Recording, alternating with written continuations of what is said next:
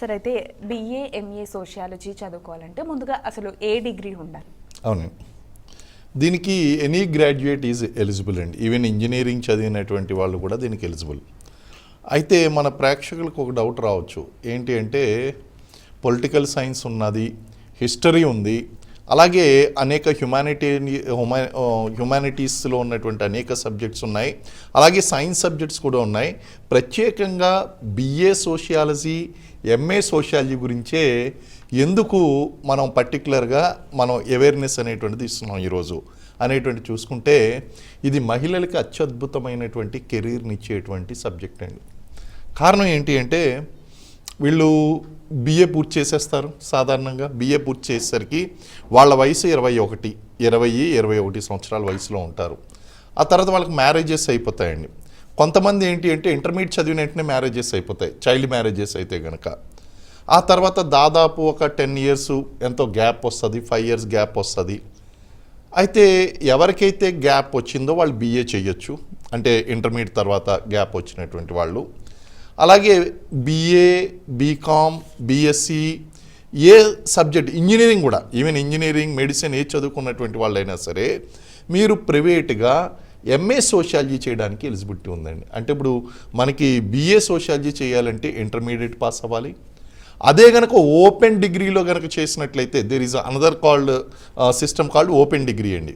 Open డిగ్రీలో పాస్లో వాళ్ళు 10th పాస్ అయి ఉంటే చాలు, ఎటువంటి క్వాలిఫికేషన్ లేకపోయినా ఓపెన్ యూనివర్సిటీలో క్వాలిఫికేషన్ తెచ్చుకుని బిఏ చేసేయచ్చు.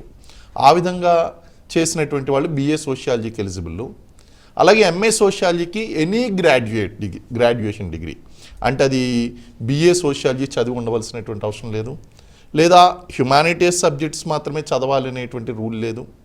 మీరు సైన్స్ సబ్జెక్ట్ చదవచ్చు, కామర్స్ చదవచ్చు, సైన్స్ సబ్జెక్ట్ చదవచ్చు, లేకపోతే ఇంజనీరింగ్ డిగ్రీ చేయొచ్చు.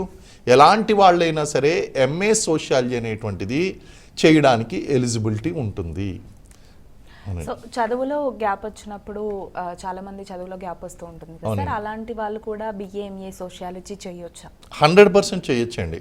ఇందాక మనం అనుకున్నటువంటి కండిషన్స్ ఏంటి అంటే వీళ్ళకి ఇంటర్మీడియట్ తర్వాత మ్యారేజెస్ అయిపోతూ ఉంటాయి, డిగ్రీ తర్వాత పీజీ కంటిన్యూ చేయకుండానే మ్యారేజెస్ అయిపోతూ ఉంటాయి. ఆ తర్వాత దాదాపు ఒక 5-10 years గ్యాప్ వచ్చేస్తుందండి. అంతకంటే గ్యాప్ ఎక్కువ వచ్చినా పర్వాలేదు. వాళ్ళు కూడా ప్రైవేట్గా లేదా కరస్పాండెన్స్లో కానీ డిస్టెన్స్లో కానీ బిఏ సోషియాలజీ ఎంఏ సోషియాలజీ చేయాలి. ఓ రకంగా చెప్పాలంటే ప్రభుత్వం ఈరోజు మహిళా సాధికారత అని మాట్లాడుతుందండి, ఉమెన్ ఎంపవర్మెంట్ ఉంటుంది. నేనేమంటానంటే మీకు చదవడం రాయడం వస్తే ప్రతి ఒక్కరూ కూడా బిఏ సోషియాలజీ కానీ ఎంఏ సోషియాలజీ కానీ మీరు చేస్తే కనుక అందులో అత్యద్భుతమైనటువంటి కెరీర్ అవకాశాలు ఉన్నాయండి.